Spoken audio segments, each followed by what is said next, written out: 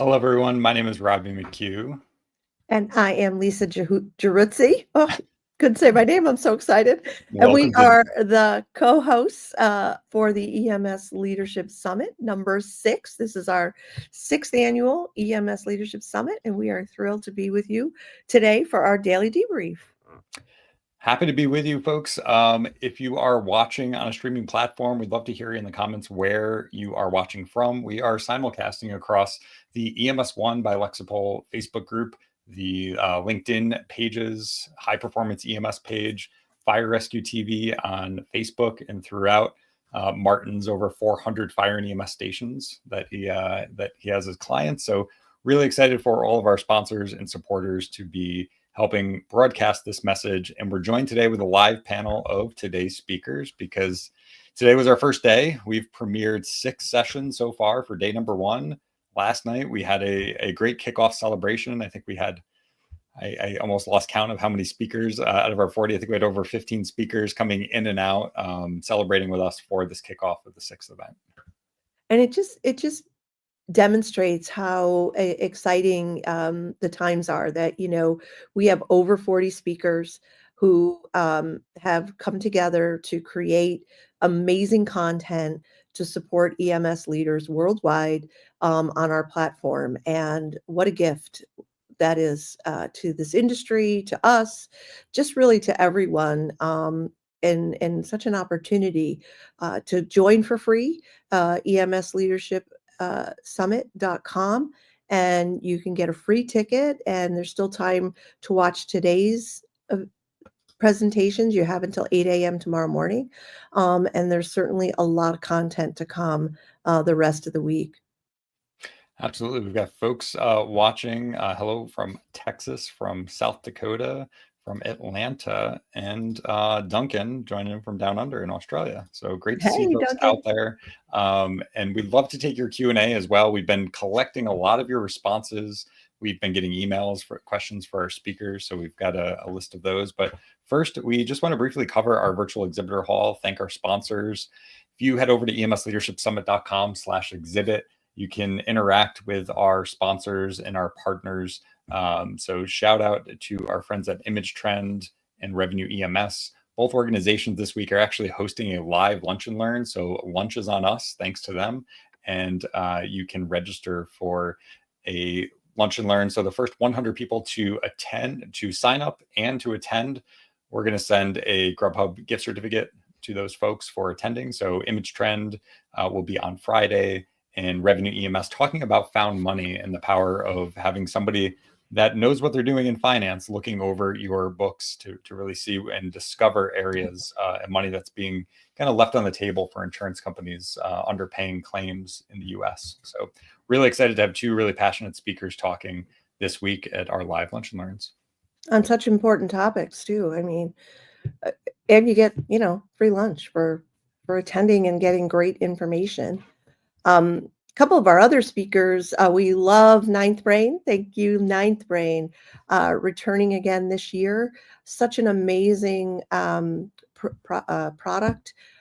They have wonderful free resources. And I just want to say every one of our virtual booths offers something for free, whether it's a free trial or free information, things that are downloadable. I really want to acknowledge Robbie and his team for putting this together. You will not see a better virtual exhibit hall, mark my words. If you see one, let us know. These are all interactive, and again, they all have terrific resources to support you. And we'll come back to some of our sponsors, but Lisa, do you want to get into some of the questions and bring some of our panelists on? Yeah. Well, why don't we bring our panelists on, and then we can ask our audience if they have questions, and then I have a whole list of questions people have been emailing me in the weeks up to the launch.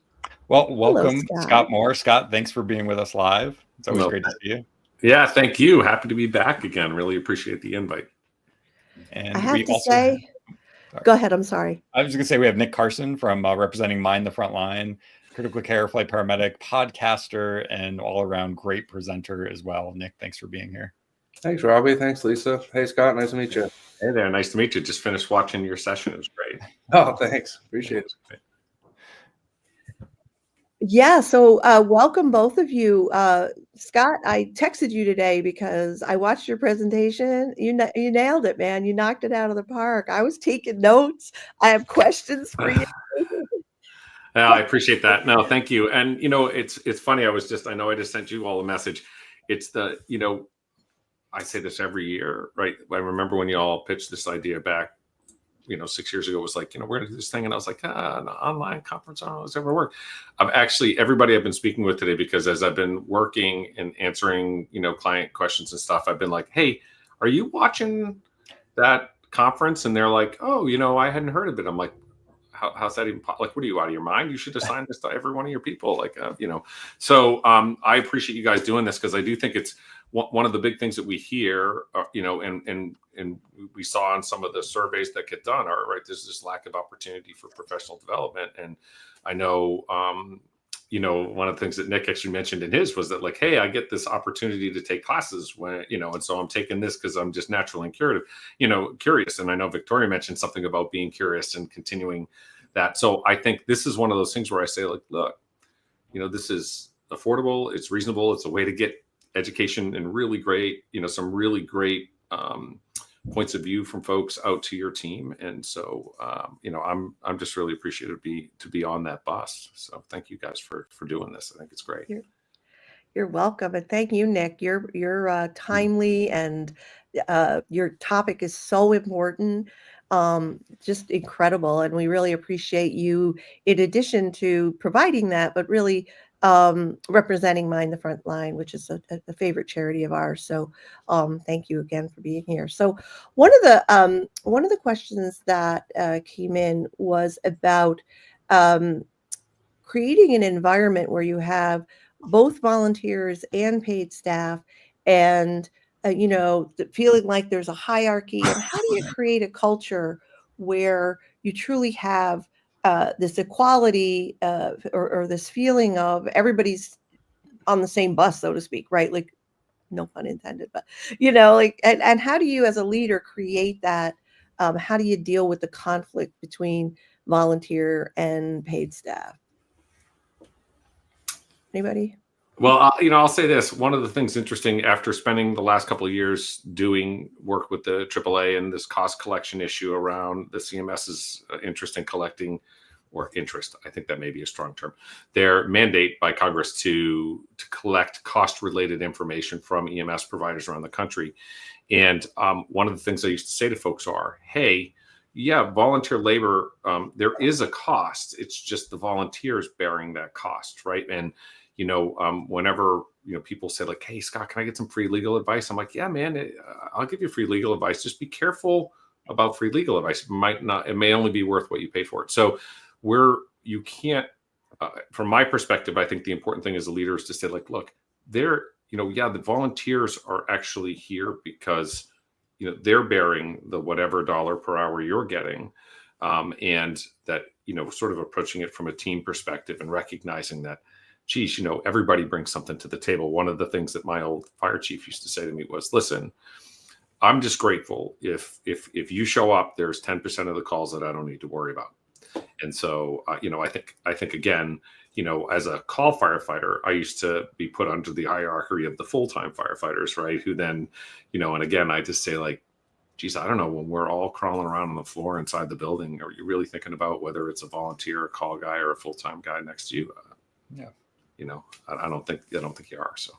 Yeah, I'd echo that. I mean, certainly the paid or volunteer, we're all professionals, and however you show up in your organization, and treating people equally in organizations is important. It communicates a message. And Scott, to your point, it's much harder, I guess, to quantify the direct cost of turnover in a volunteer organization, but certainly the indirect cost. How much is it costing your mid-level managers and your supervisors and your leaders to train those people? And constantly, I mean, we have this conversation all the time in some of our presentations. We love to talk about your numbers with the American Ambulance Association, the Newton 360 survey, and I'll just pop those up on the screen here. A little slide that we put together, but that number is staggering when it comes to the direct costs of turnover that were in that report. And I remember watching a presentation, actually an in-person presentation earlier this year, and that you were giving. And I immediately took a picture when I saw that the number had more than doubled for direct cost of turnover. And I know this is a project you're passionate about. Yeah. And we're actually running the survey right now. So if you can, please, please, please, we've actually had a little bit of a lower response rate this year. I think we've only had 100 people. 183 started the survey so far. Only about 100 have completed it. And what we'd say is, please, it shouldn't take you more than 20 or 30 minutes to complete the information. And if you can, please do, because again, as far as I know, this is really the only turnover survey that's been running, with the exception of the COVID year. And it gets quoted pretty regularly by the national media. The one thing I think, Robbie, I said when we were together was, what's that? Did you lose me? While we wait for Scott to come back, Lisa, can you hear me? Yeah, I got you. Yeah. So I can hear you. Definitely with the exception of the COVID year, that was definitely a blip on the radar, but certainly this analysis of the American Ambulance Association and the Newton 360 turnover survey has been running pretty consistently every year, to Scott's point. And sorry about that. Technology, right? So yeah, one of the things I say is, one, please do complete it if you can, because more data is you need a higher N number so that it becomes more valid. But one of the things we noticed, and I said this during our presentation, was the numbers more than doubled, and we were like, what the heck happened? And I think what happened was people figured out, right? They really started to pay attention to it, because the first year we did the survey, someone was like, well, it cost me $500. And we're like, that's cute. $500. There's no way. Right. So I think what we have had are people starting to pay more attention to what are those true costs. And that's just the cost of onboarding, right? Really, when you onboard someone and then lose them within the first 60 days, that's that cost. That's not the real total cost. So, I appreciate you bringing that up. And if you can, please just Google, AAA Newton 360 turnover survey and complete it. And if you have struggles, please reach out. Be more than happy to assist. And that leads right into another one of the questions about, onboarding. Like, how do you create an onboarding process that really serves the new person, serves the organization, and leads to retention, which that last part, I'll be honest, that's me adding that, because I think that people start thinking about retention way too late. I think they should be really, it's when you start recruiting is when you start thinking about retention. But Nick, I know that's a passion of yours. Yeah, absolutely. I think I generally lean more towards like the soft science side of recruit and retention. I am aware of all the numbers, and I've kind of just come up through the fire service and EMS through volunteer combination departments and then full-time paid departments. So I've kind of seen a little taste in each place. And one of the things I noticed is, one of the costs of retention that I see come up a lot that we don't always talk about is this idea of the reputation of your department. Is if you're a department that's known to have people come in and leave within the first year, second year, 3 years, and your most senior person, is 10 years on the job, maybe, I think that kind of speaks a little bit towards your reputation, and that starts to get good candidates to steer a little bit away from you. So I think, just being aware of that, recognizing who your leaders are in your organization, making sure that you know who those influencers are, and recognize that, being willing to say maybe what we're doing isn't working and maybe we need to make an adjustment and take a peek at what's actually going to work for us. And I know one of the departments I work for, that was quite a painful process just to accept that what we've always done isn't the way anymore. And we need to start thinking about more unique processes to try to get some things to work. Because if it's not working, it's not working. If the data is telling you you're losing 37% of your people within the first year, like that's a tough pill to swallow. And I think sometimes we as fire EMS, fire chiefs, EMS chiefs, we don't want to go down with the ship. We want to just keep raising the sails and keep fighting through the storm. And sometimes it's just not working. And we got to take a breath and regroup. And departments that can do that are really successful. Yeah, very well said. I second that. And I'll also point to, Lisa, your presentation and interview with Trevor Timback and Steve Chandler talking about the power of systems.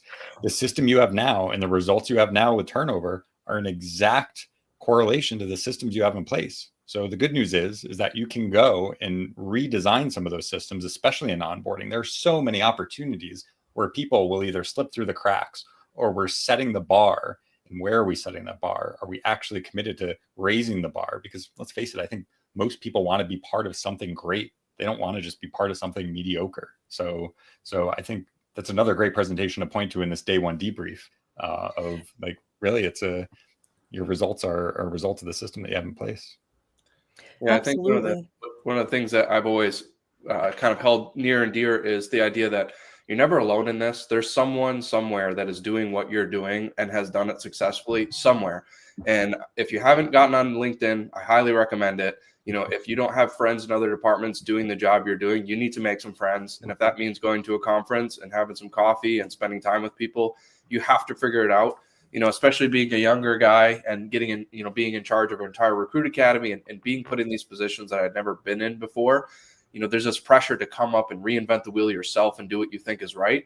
But if you just take a second and just pick up the phone, I would call, fire chiefs or EMS chiefs in big departments. And I'd say, hey, who's in charge of your training division? Can I talk with them? And they would pick up the phone and be like, hey, my name is Robbie McHugh. I run the Baltimore City Fire Recruit Academy. What do you want to know? And they're so helpful. They just want to help you. And that can really save your bacon. Don't live in your own little bubble. Go to the EMS Leadership Academy, go to national conferences, make friends, and ask questions, because someone has already solved the problem that you are wrestling with. And if you can save time and reach out to those people, it's going to make everyone's lives easier. And you look like a superhero because you're connecting, you're networking, and you're solving problems. And that's what everyone really wants from us. Yeah, that's spot on, Nick. And shout out to one of our associations that we partnered with, the NEMSMA, National EMS Management Association. They've got an incredible Google group that when you're a member, you can put a message out and so quickly you're going to get so many responses, sample policies. Other people have dealt with this. Just to your point, why reinvent the wheel? Why not borrow from what other people are finding successful? And Scott, I know you are you speak at a lot of conferences and are part of a lot of associations. Yeah, well, and I'll say one of the things, Nick, that you said, talking about if it's not working. I know Chief Gilchrist this morning's first session, right, mentioned, if something's not working, right, you're not married to that system. You're not married to that process and to the systems discussion that happened with Steve and Trevor. I think you go back and say, like, again, what are you trying to accomplish? And when it comes to onboarding, Robbie, you mentioned onboarding. One of the things that I, as an HR person, oftentimes I'll get this like, well, we have certain forms we have to have them do. And I'm like, wait a minute, is your orientation program, is it about the employee or is it about the organization, right? Because I know here in the Boston area, one of our major city EMS systems, like, put people through an entire EMT program again. And I'm like, all right, great. You want to train them your way because there's probably a different way to put a blood pressure cuff on. But my thing is maybe where we should be focusing are, when you think about, 85% of the time people are working in EMS, if it's in just a standalone EMS, or if you're in fire, you're probably doing 85% of your time doing EMS. But, from my perspective, you're not doing clinical medicine, right? And there are so many other aspects of the job. And there's so many other parts of being successful at the job that have nothing to do with clinical medicine. So if your orientation or onboarding process is 90% clinical, that means that you're only spending 10% on 85% of the job. And so, I think part of what we need to be shifting more towards is, we need to help people be successful and sustain a career financially in EMS. And that may be avoiding some of the common pitfalls that we see for people who enter in and then work 90 million hours, gross their lifestyle up to a point that they can no longer actually, they actually can't do it. They have to work that much. And I'd say, look, wow, you got a really nice car. It's in the base parking lot all the time, right? Because again, and then what happens if you get hurt? Well, guess what? You're in trouble, and that pressure then burns people out. And, if you're going to work a shift, you know what? If you're going to work a 24-hour shift, bring along a change of clothes halfway through, because you'll be amazed at what a clean pair of socks does 12 hours into your shift. I know that sounds crazy, but it's something that nobody ever teaches you. And so I say, if orientation and onboarding is about making someone successful in the job, and only 15 to 20% of the job is clinical, well, then I think we need to start thinking about, right, should we start talking about, you need to orient your family to the fact that you're now into a position that's going to You no longer look at things the same way everybody else does. When you're at the mall and somebody falls down, just so you know, I'm going to respond. Why? Because that's who we are. So I think it comes back to, you don't just employ the employee, you employ their family, and you just have to start thinking, shifting people's mindset about what this job is going to mean to you.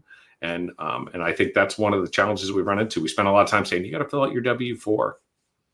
That is yes, it's important. And as an HR attorney, like I say, yeah, you got to do that stuff. But you need to get to the part where you're getting to the art form and the science of being an EMS person or a firefighter, same thing. So, again, we're getting better, thank goodness. And we're focusing more on things. One of the things I covered in my session was, well, guess what? They feel differently about work today. We know that people want work-life balance, and so do you have any idea how much your folks are working, right? Do you have any idea how often they're getting time off? Do you know how many times they've gotten out late in a shift? Because I'll tell you what, that has a direct correlation to how happy they are in their job. And, because there's a lot of things, beat me up all day long, but get me out on time. Right. And so if you're not even measuring those things, you're telling people what's important. Or thanking them for working late, as you said so well in your presentation today, like, what are you measuring? If you're only measuring response times, and those are important things. I'm not saying it like just, I mean, all of it's important, but if you're not measuring what you just pointed to, which is how many hours people are working, how much PTO are they have that they're not using, right? Like all these indicators that people are going to possibly burn out. Certain things are predictable, right? And I loved your what you were saying about, okay, these are some pointers of working a 24-hour shift, or here's some things that you can expect 3 months into the job, right? Like these kinds of things that people think, go back to what Nick was saying, is everybody thinks they have unique problems. Right? I'm the only one that has this problem. If I say anything about it, people are going to think bad about me. So whether it's how to train people, how to create a new training, or whether it's about your own personal challenges that you're facing. And we're all the same, essentially. We all bump up against the same exact problems. And so being able to share that is only going to make people feel more confident and more comfortable in the organization that they're a part of. Yeah, I think what we're kind of dancing around here is this idea of mentorship, is getting the right people integrating and interfacing with your new folks. And I think it's really important that we control the environments that they're being brought into. If you bring your new person in and you send them into a shift with a 27-year paramedic who doesn't want to talk to him and doesn't want to precept and doesn't care about what they have to say, and says, if you cry, you're not cut out for this job, you might as well quit today. Like that may not be the right person for them to be paired up with in their first week. And you're going to see that that's going to play into your attrition. So one of the things I really always tried to emphasize is being in tune with your staff and attuned to what their individual needs are. So like, for example, one of the things that was never really in consideration before they brought me on is this idea of like, we had a guy that got hired from Wisconsin and moved here with 2 small children. His wife was in medical school, and now he's working, 10-hour days, 5 days a week to try to accomplish his recruit academy. And, one of the groups of people I was working with was like, well, they don't need any holidays off because they're new here and they don't get any time off. And it's like, that family may be doing everything in their power to keep their lives together. So giving them 2 days off and Thanksgiving makes them work harder for the 16 weeks around that. And so making those little concessions and understanding what will help support them at home so that they can be their best self at work is something that I don't think we always do a great job of paying attention to, but it really has huge dividends. If you can just think about what is causing stress and anxiety and difficulty in this person's life. Are they going through a divorce? Are they getting married? Did they lose their house? Maybe they don't have a place to live because they moved here and they're bouncing from rental to rental. Those little things, understanding what their difficulties are so that you can do your best to support them. And I think it's really important to remember that we're not accommodating or lowering the standard. We're supporting them in meeting the expectation, which makes sure that everybody wins. And that's really the goal that we want to have. Yeah, I love that long-term, like you're looking beyond the immediate, right? It's interesting. I was just coaching a leader not in EMS this week, and we were having the exact same conversation about time off. And that in the organization he's in, he's an executive, and he's trying to change the leave policy, and he's getting all this pushback because the new people shouldn't get so much time off. And he's committed to having people feel like right from the jump that they have an opportunity to earn time off rather than having to wait 6 months or a year.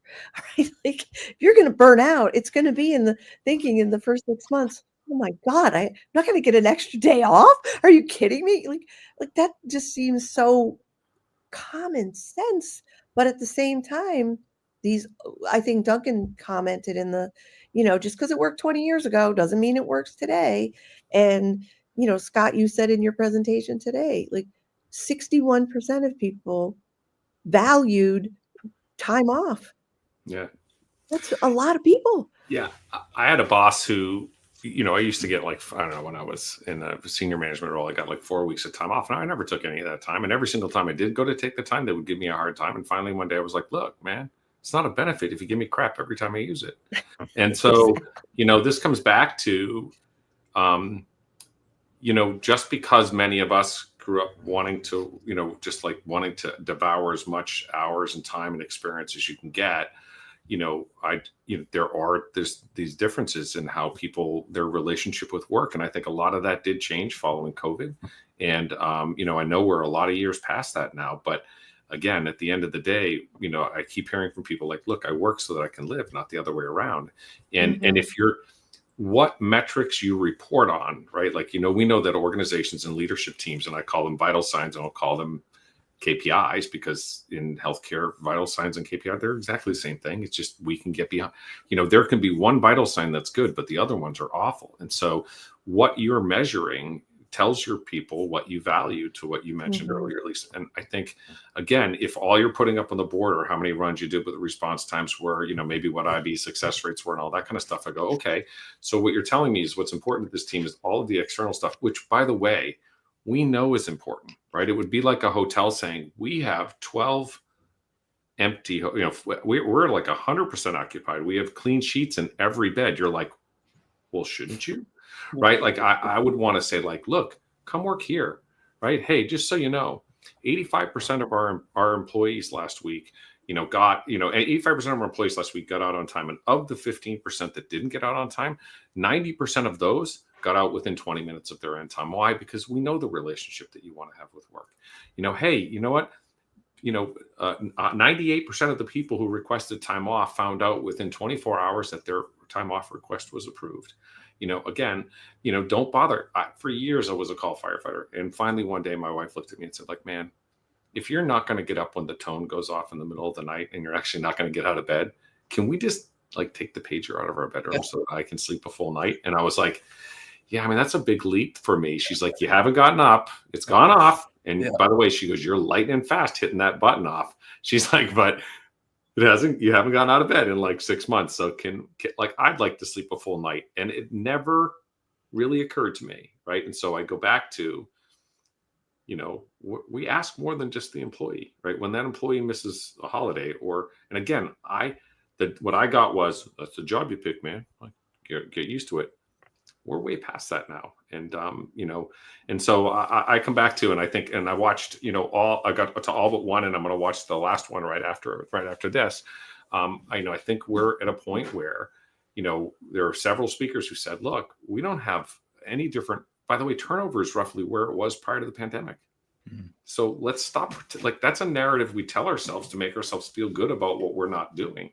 And I know a lot of people are doing stuff. But by the way, the stuff we're doing, like offering sign-on bonuses, we know that doesn't work. This doesn't work. And so again, because by the way, the people who were there and staying with you go like, so wait a minute, I have to leave and come back to get extra money. Okay. So again, I just think, thankfully, the organizations that I've interacted with are far more enlightened, are far more engaged, are far more willing to take the steps to do what needs to be done. But, again, I think we still obviously have a ways to go.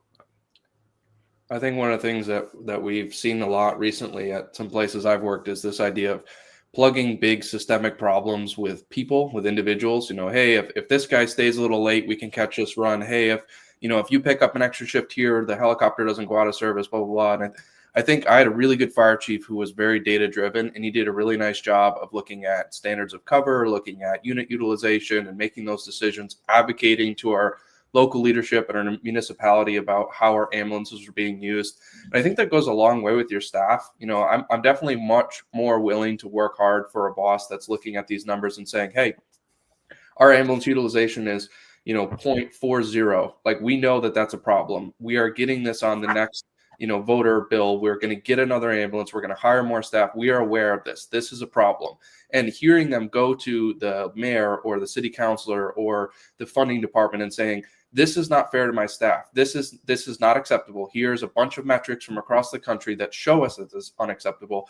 To me, I want to work really hard for that guy. Whereas, other bosses or captains where they say, that ambulance is out of service because you had to go pick up your kid from school. You should figure out a better childcare situation. Like, that idea of putting these systemic burdens on your staff, like we're responsible for getting the ambulance out the door. I'm a paramedic. I show up to work. I do a great job. I take care of patients. I do what I can to help people. But the fact that ladder truck didn't go to a fire, that you can't put that on an individual employee. And sometimes I see that happening. And I think that that's really destructive to folks, and it really damages morale for everybody.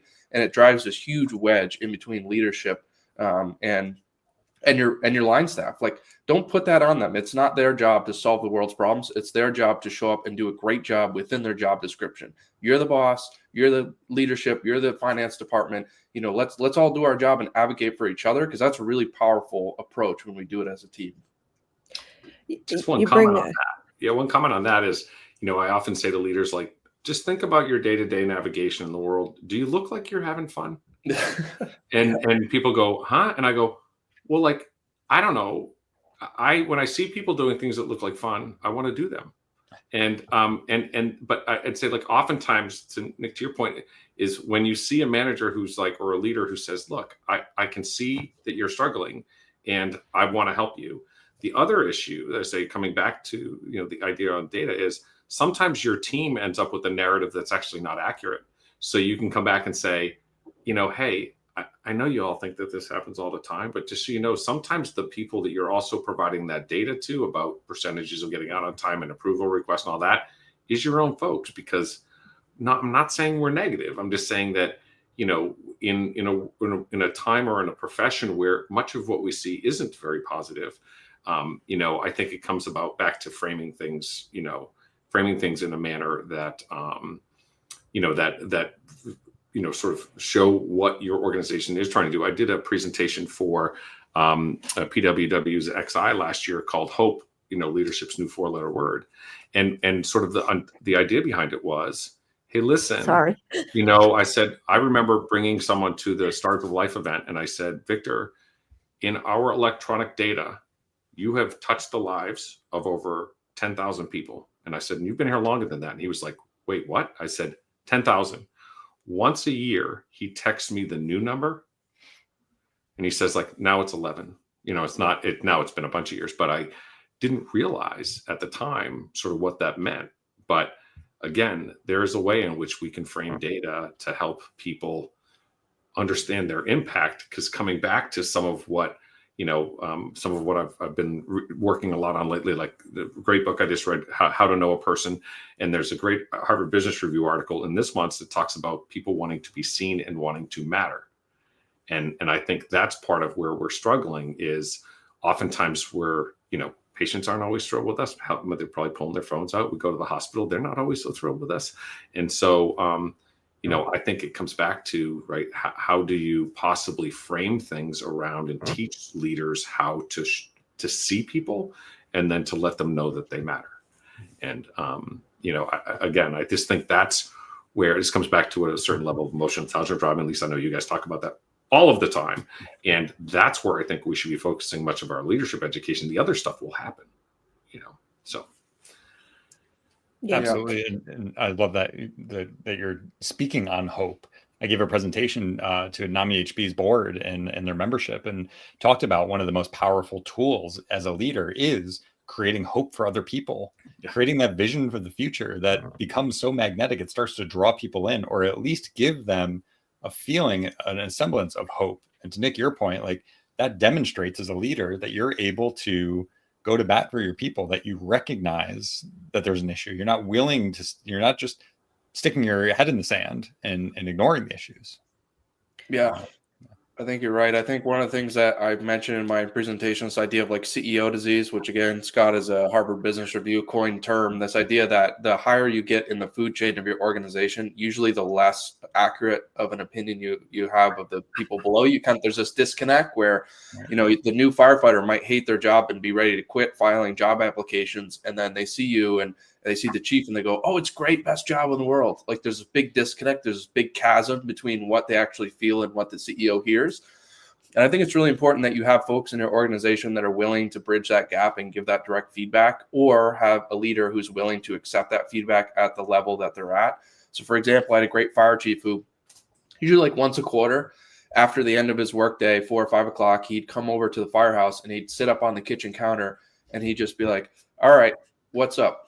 Tell me what's up. And we would just tell him, be like, hey, this sucks. This was really difficult, blah, blah, blah. And sometimes he would be like, man, I didn't even know you were having that problem. Like, you don't have the right key to get in this building and you got to wait for the police department to come call this guy to open up and you're waiting 40 minutes to do a medical call. Like that's wrong. Next day, guess what's in our mailbox? A key for that building, right? So these little things where they, you know, with the department of a couple hundred people, they might not hear that feedback, that might not get to them.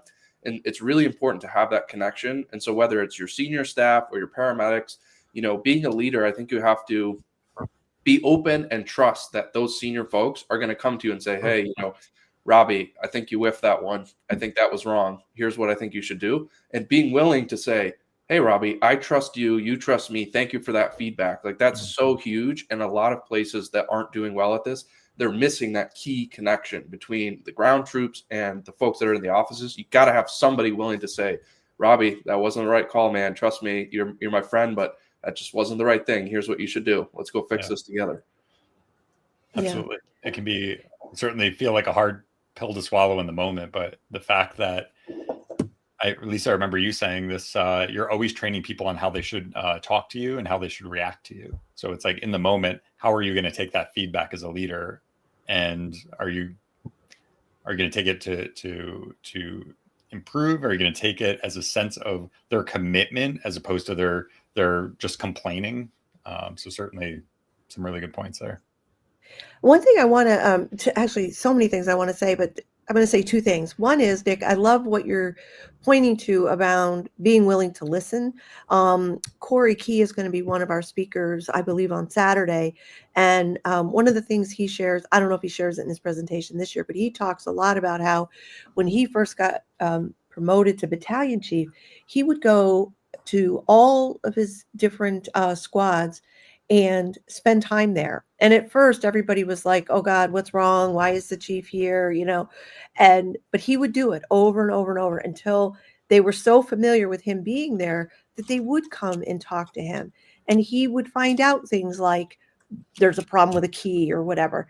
And some of the things they would complain about, he would handle or make sure that it got, you know, up the chain or whatever. And other things he'd be like, dude, you know, that's not, we can't do anything about that, you know, so he could give a realistic response. And I think that is so important. And then on the other thing, I think, you know, I think sometimes, as you were saying, the further, the higher you get, you only want to hear the good stuff, right? Sometimes people say, like, get in that place where they want everybody else to handle the problems. And I see this at other industries as well. And it's like, it's just not, you stop growing then, you know, you really, I think, need to be on that learning curve of there's something else here that needs to get handled. I can't just be in this world of, you know, everything's ducky all the time. Right. And last but not least, I know this is my third thing, sorry, but interviewing Chief Amira Gilchrist and her presentation this morning, one of her passions and why I think they're being so successful. And I really encourage people to listen to her presentation, because what they've accomplished in under 2 years, they've quadrupled the number of recruits in less than 2 years since she's taken on the whole onboarding process, training, all of that. And one of the things she's passionate about is she looks at what were the barriers to her becoming an EMT, a paramedic, to becoming a leader within her first leadership role. And now she has committed to solving those barriers for the next generation. She's not of the mind that, well, I dealt with it, other people should. No, it's, I'm going to take this out of people's way, make it easier for people to become EMTs, make it easier for people to be part of our organization. I'm like, it's not rocket science, but it's brilliant, right? Yep. Yeah, she said something about $40 for an EMT class, $179 for a paramedic class, and she's like, and at the time, that was monumental, right? And so she's approached their recruiting, solving for that problem, right? That she recalled was an issue, and so I think, her presentation was outstanding. The other one, Robbie, you and Victoria did that session today where you said, like, one of the things I thought was fascinating, because I just said this to someone the other day: the more I do, the less I feel like I know, right? So, I mean, I'm still paying for grad school, for God's sakes. Like, but I feel like I know less, but I've learned more in the last 10 years than I have ever learned collectively in my formal education. But I still feel like I know less, right? Like, I'm less certain of things today than I was, 10 years ago. And 20 years ago, 25, I thought I knew everything, right? And so you said that, and it immediately made me smile, because I think one of the things that I appreciate with, like, really fabulous leaders are their genuine curiosity, and that includes, to Nick's point about getting to know the people, right? Like, genuine curiosity about the people who work with you, and so getting to really know them, what drives them, what their interests are, and that's the kind of stuff that, like, you can't fake. It's just, and that when you make those kind of connections with people, they're really hard to break. And so you won't have a retention problem if you are curious about the people who work for you and you actually get to know them. And so, again, we know from the 30 years of Gallup research, right? The number one factor is the relationship between the leader and the immediate employee. And yet we often don't prepare those people for that role at all. So absolutely, it's the giving them the gold badge and then saying good luck, and not preparing them to build a bench of people that are qualified to step into that position, qualified with the tools. And Lisa and I talk all the time about, to a hammer, everything's a nail. That person has one tool in their toolbox, and it's usually not a pretty tool, and it will just be to force their way through situations and wreak havoc in your organization. And what are we left with but to clean up the pieces? And then, yes, it's easy to just blame a person, as opposed to holding up a mirror and being a little responsible for, wow, I created the situation where that was the outcome, as opposed to it's that person. Yeah, I often say to people, like, when an employee fails, we often get rid of the employee. But when a sports team fails, we usually get rid of the coach. And so, again, I think to myself, like, you probably, if you got a high turnover problem, you may want to think about the coach. Yeah. I think one of the most important things that we've kind of shifted, at least in my journeys with recruitment and onboarding, is you have to create an environment where the employee feels that both of you want that employee to succeed, right? A lot of places, it's like, oh, if you run across this field, I'm going to fire a paintball gun at you, and if you make it, you can have a job here. Like, and that's what your first 16 weeks is going to be like. And I think that's people don't perform very well. They get overstimulated. They don't want to be there. They don't like that environment. We get angry because now we're spending time and energy on people who quit or fail. Whereas when we would start these new academies, we'd bring folks in and say, listen, I have 16 weeks to get you from A to Z, and I'm going to do everything in my power to support you. Here's the full product of what we need from you. You tell me what I can do to support you. I want you to be successful because it looks good for you, looks good for me, looks good for the department. Keep in touch with me. Every week we're going to touch base. We're going to make sure you hit your KPIs, as you said, Scott. We're going to make sure that we're hitting those benchmarks, that you're where you need to be. And if you're not, we're going to tell you that and give you as much support as possible, including, like, we had folks who couldn't complete the physical run. It's like, all right, I'm going to take time out of my day to run with you. We're going to get you a dietary coach. We're going to get you this online program. We're going to get you a PT person, an AT person. We're going to send you to the doctor. Whatever you need to meet this objective, we're going to get you that so that you can be successful. I think laying the groundwork where folks come in knowing, hey, this Nick guy who's leading my recruit academy is going to move heaven and earth to get me to the finish line, and we're going to do it together. That environment alone creates an environment where they are performing at their best ability compared to places where I've worked where it's like, sit here, shut up, and if you pass, we'll keep you. Like that idea of change the whole fundamental foundation where it's like, you are going to be successful and I'm going to do everything in my power to get you across that finish line is very powerful. And then on the flip side, for those managers out there listening to this, if you have an employee who is unable to meet your expectations, that conversation is much easier if that's the environment, because most of the staff that didn't make it through our academy, they would come up to me and say, hey, Nick, really respect you, appreciate everything you're doing for us. This isn't for me. I don't feel like I'm in a place to do this right now. And I would always say, hey, we hired you once. You are always welcome back. If you want to apply again, I would love to have you back. No harm, no foul. Best of luck. Hope you have the best journey you can in life. As opposed to firing someone who wants to be there but is failing, you create this environment where you give them every opportunity to succeed and every support possible, to the point that if they do end up leaving, it's their own choice saying, I don't want to do this anymore. And that's a very different dynamic. It's just, that was the single shift and it totally fixed our retention. That's awesome. It's amazing. That is awesome. And I hope it gives people hope that are watching that it can be a different way. Just because we've been doing it this way in your organization doesn't mean that you can't borrow from what Nick has done or what Scott have done in their organizations and apply it and at least give it a try, because frankly, you've got the results you have now and you might not be happy with them. Yeah, actually, but the mind shift comes first. And that's what I think Nick is pointing to, and you and I point to, and Scott's pointing to, is not just the doing. It's that, what you were just saying, it's that complete paradigm shift of, we're in this together, not prove to me you deserve to be here. Right. That's a world of difference. I was just going to say, it's not that it can shift; it has to, right? Mm-hmm. Oftentimes, having teenagers is sort of one of life's best instructions, and just learning that, like, I'm like, I'm hip, I know what's going on, and my kids are like, oh my God, what is wrong with you? And so I'll say to my 19-year-old, I'll say, hey, what's important to you, right? And by the way, one way that you could easily draw in your team is to sit down on that countertop and go, guys, what's important to you here?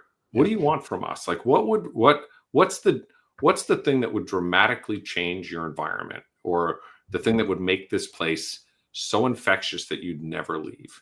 Mm-hmm. And so, and by the way, they're probably not going to say money. Now, they may jokingly say money, but they're probably going to say something else. And so, I think, again, Nick, I know we actually somehow use funny. It's so cool. You think you meet so many people over the years, but I haven't met you and watched your session. It was outstanding.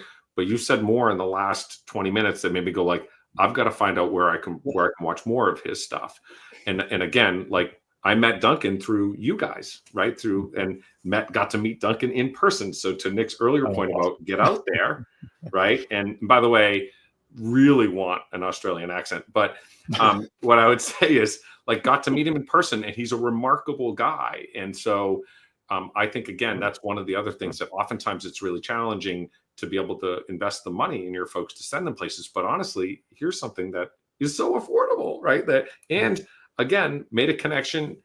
I've gone all over the country, but made a connection in Australia through here. And so I go, geez, again, this is one of those things where, many of our folks say, well, there's, back to Robbie asked the question of, like, well, how do you get people past this mindset of, we need all this overtime? One of the things somebody taught me a long time ago is don't ask, don't get. Stop apologizing for what you're asking for. As I said, I didn't say this, somebody said this, you can have an EMS system, good, fast, or cheap, but you only get two. So again, come back to this idea that stop apologizing for the fact that you need more people. Stop apologizing for the fact that you need equipment, right? Again, it's, the one place you don't want to go bargain basement is on healthcare or emergency. Everyone will take a discounted, like meal, but very few people will take a discounted surgeon. Yeah. Right. So again, that's what you ask your town. I worked in a town where they were like, so you think we need that ambulance? I go, do you want a discount ambulance? And they were like, what? I go, are you really looking to get a bargain on your ambulance? And they would go like, well, I hadn't thought about it that way. I'm like, do you just reframe it? So Yeah, I think it's giving leaders the permission to have the courage to ask for what they want and not what they think they can get. I think that's one of the biggest things that stops people is that, oh, I'm not even going to ask for it because I know what the answer is. And if you think the answer is going to be no, you're less likely to ask for it. So really good points there, Scott. And according to Duncan, he says you're getting better with that accent. I love it. All right. So final thoughts, folks, as we wrap up our daily debrief. We went kind of long, but this is amazing. I love talking to you both, and I love the presentations you put together. What are your final thoughts for leaders out there watching, and where can people find more of you? Scott. Okay. Well, final thoughts. I mean, I think, again, I've seen more evolution in the last couple of years than I probably saw in the first 20, 30 years of my career. I'll be 35 years in July. And I think more is possible than we think. And so I would just suggest test those boundaries, ask for, again, stop being apologetic and ask for what you think your folks need rather than what you think you might be able to get. And, last but not least, really invest in both your leadership development, but also your team's development. And so I know that's, it's sort of what you hear in every single event, but truthfully, I think, this is, again, do the ordinary things extraordinary rather than trying to go the other way. And, and as for people reaching out, certainly, if you type in Scott Moore in EMS, I think you're probably going to get me.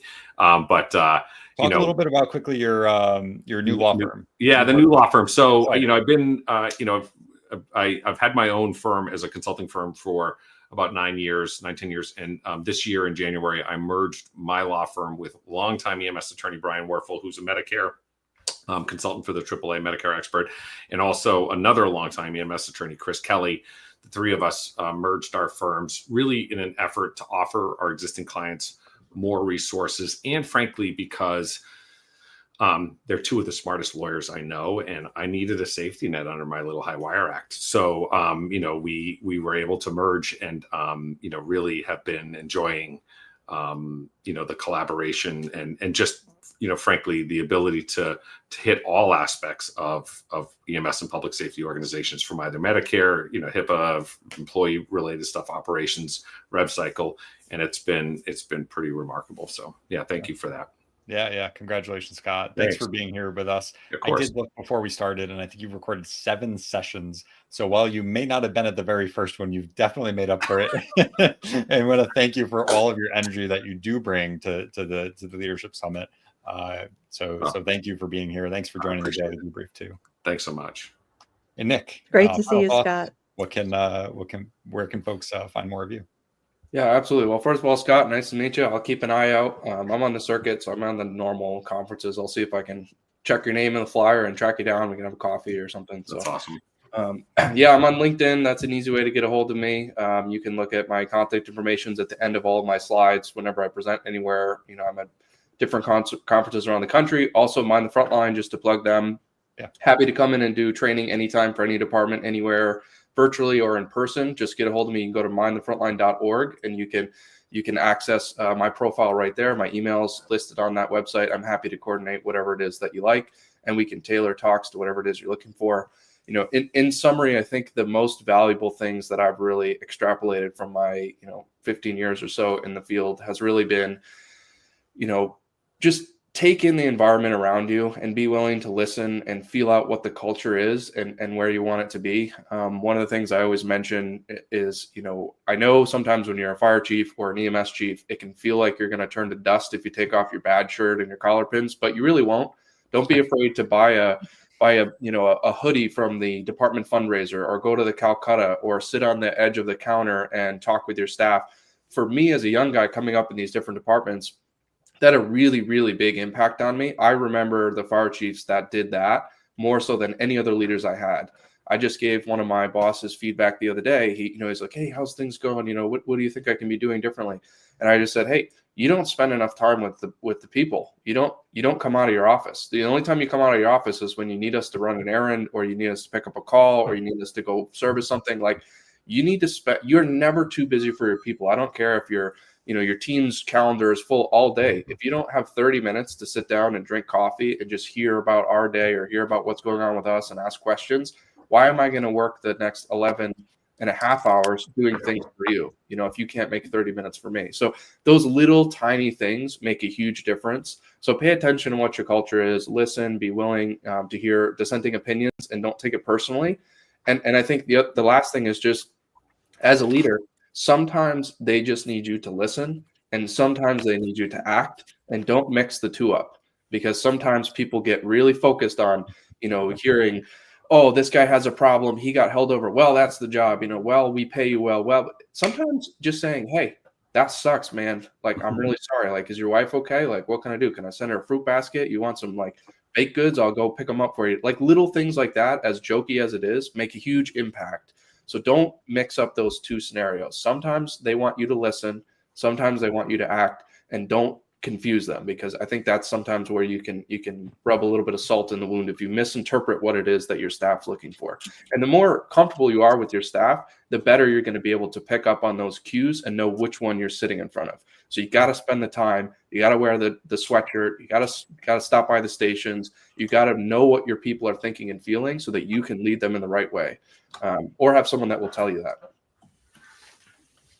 That's great. And yes, Scott, your comment in there about unreasonable hospitality, I think Will Giarda, and it's such a fantastic book that I just got that book. Yeah, fantastic. But Nick, excellent points. Thanks for dropping those with us, and for being here with us for your presentation. Nick, Scott, thanks again for your help, and we will be seeing you soon. Thank you. Thanks so much. All right. Well, we appreciate our speakers spending extra time with us. Lisa, we've got a full lineup of speakers, not only from day one, but also coming up on day two. But first, just want to give a little shout out to our sponsors. Head over to emsleadershipsummit.com/exhibit. That's where you can view today's day number 1 sessions. They're still available for the next 12, 13 hours. So be sure to check those sessions out. 2 of our speakers here with us tonight we're just the recorded sessions.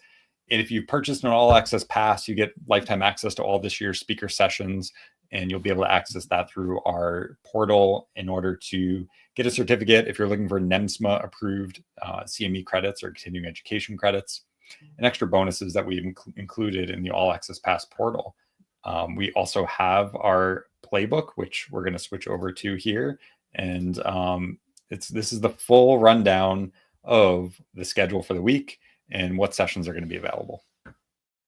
And there's also articles in there that many of our speakers have contributed, so additional value. And then also our sponsors have provided information for the playbook. So that is your go-to document for all things EMS Leadership Summit. I'm glad you brought up Phase. Rick Binder, the CEO of Phase, is a sponsor again this year. Thank you. Has a free trial for the Binder lift, which is mostly what they were at least initially known for. Now they have a brand new, revolutionary new product. He has a terrific session that he's doing later this week. But I highly recommend people go to this booth and see everything that's available there. Yeah, and you can definitely connect with Jimmy if you're interested in these, getting your hands on some of these products, because frankly, it's one thing to watch a video about it, but it's certainly another thing that will change many minds when they start to realize they don't have to pick up under people's armpits anymore. So that right there would make me want to stay in an organization that had a Binder lift. Shout out to our friends at Image Trend. If you're looking for EPCR solutions, they've done a fantastic job here highlighting what other departments are doing that have community health, mobile integrated health programs, how that's fit into their EPCRs, case studies here, data visualization and support. And they are one of the Lunch and Learn sponsors for this week. So if you haven't already, the first 100 people who register and attend, we're going to give Grubhub a gift card too. So lunch is on Image Trend. As well as Revenue EMS, we've got our second Lunch and Learn sponsor. That'll be this Revenue EMS is actually Thursday, and Friday will be with Image Trends. So be sure to check those out. If you haven't already explored other things within the booths, feel free to check them out. A big shout out to our media sponsors, EMS One by Lexapol. We are taking over their channel on Facebook and broadcasting live and simulcasting these sessions throughout the week, our daily debriefs, as well as thanks to Martin at Fire Rescue TV for his digital signage efforts and his pretty massive following on Facebook. We've also borrowed and taken over his page as well, thanks to Martin. And if you're interested in any digital signage solutions, reach out to Martin. It's a great opportunity to learn more about how to improve communication within your department, right? To be able to have these digital screens where you can have important information. You can have right now you can have training. You can have all kinds of terrific information right in your squat, so everyone can see it. So check that booth out for sure. How about this little booth in the corner here, Lisa? EMS Leadership. How about that? It's so funny. We're always talking about other sponsors, and we want to highlight that this June we're actually going to be hosting from our live streaming studio, and that Lisa is in right now. We have a video production studio there, and this wall of television screens. So we get to bring people in, so everyone has a front row seat. They get to interact with each other.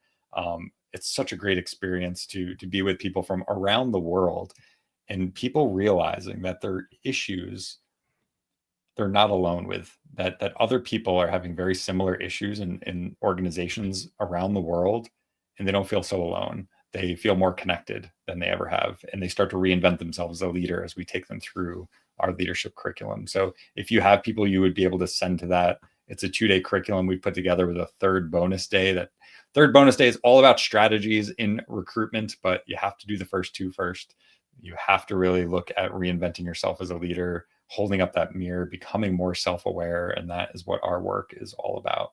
So I just want to add that oftentimes people think about virtual training as a one-way thing, right? Like we're just doing a webinar or something, and this couldn't be further from that. It's incredibly not only interactive with us, but it's incredibly interactive with the other folks, with the participants. So there's plenty of opportunities. We do breakout rooms and exercises together, and we hear all the time that people, just like Scott and Nick were talking about, they've met people from other parts of the country or other parts of the world, and they still continue to get support from those other folks, and people love that time. So even though you don't have to fly to a destination and sleep in a hotel and all of that, rent a car, you don't have to do any of that, but you still have the benefits of live training where you get to meet other people and network and learn from each other. So Lisa, we have, I guess as we wrap up here, we've got sessions that are still available for folks to watch tonight. If you head over to emsleadershipsummit.com and register for your free pass, you can upgrade for an all-access pass if you want more time, and if you want those NEMSMA-approved credits, and if you want to build your own leadership library, as we like to say. So a lot of great sessions to check out today. We also have the playbook with a full lineup of sessions for tomorrow.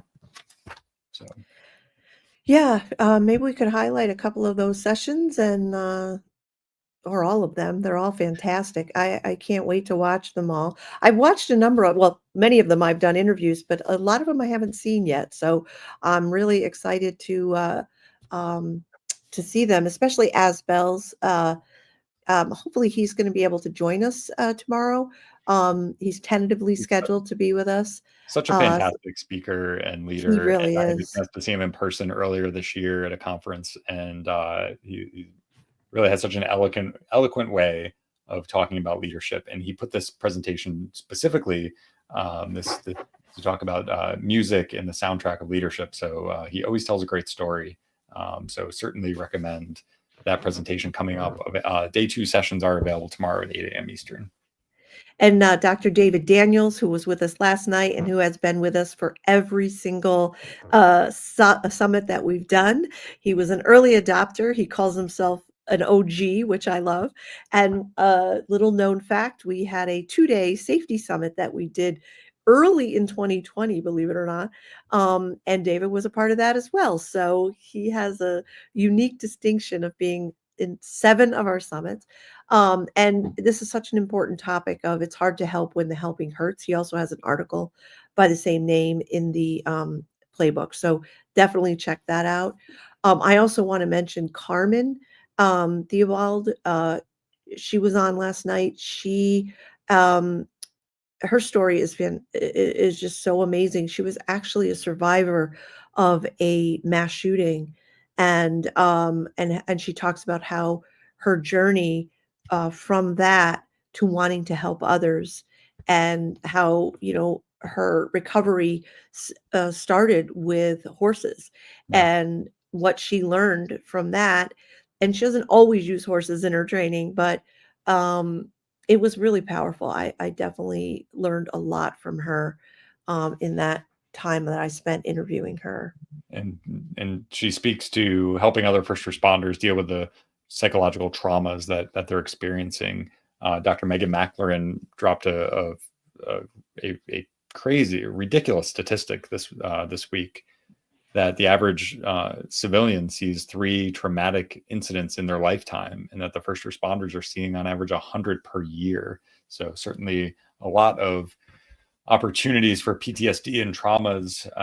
And yeah, so check out that session. We've got Eric Chase coming back talking about domains of learning and leadership. And Eric's got such a great way to talk about his work as a paramedic and work in improv, and how that has helped him create more emotional intelligence in his life and in leadership. So yeah, he really talks about this responsiveness, which is what improv is all about. But as a leader, rather than having these rigid ways of of acting, like so rigid and structured, but to actually invite this responsive capability that we all have. It's also a really interesting conversation. I enjoyed that too. And then our buddies. Our friends at the Alexia Jobson, Mark Tenia, and Rob Lawrence back again, our comms panel and public relations experts. Folks, if you are at all interested in creating more relationships in the community with your elected officials, developing that political capital, those 3 are some of the top leaders from literally from coast to coast, and have an international perspective as well at developing communication in leveraging the power we talked about in this panel of national associations, state associations, and how to leverage those associations so you're not doing it all yourself and alone and isolated. So appreciate them. Last but not least, Charles Blankenship talks about his personal transformation in his own fitness and in his weight loss journey, and how as a leader that really helped him in setting goals and achieving a lasting change. So there's a lot of parallels to draw from the story that he shares. And he's on the board of NEMSMA, the National EMS Management Association. So he brings a lot of great examples of leadership and management from our industry. So really excited about day 2 coming up tomorrow. And folks, if you haven't already gotten your free pass, emsleadershipsummit.com to sign up today. And one other thing I want to just mention, because Nick and Scott both talked about how, reaching out, finding people who have already solved the problem and not always, trying to be a lone ranger. One of the things I just admire so much about all the people who come and speak for us is their willingness to help.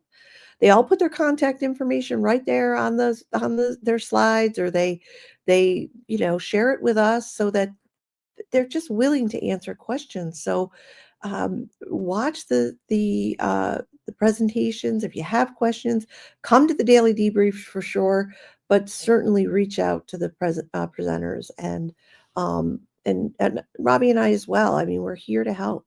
We all got into this to support people. That's why we want to support leaders in supporting their people. So and it's just critical for every aspect of patient care and every aspect of success of any EMS organization, is just having others to rely on, and we're all in this together. So true.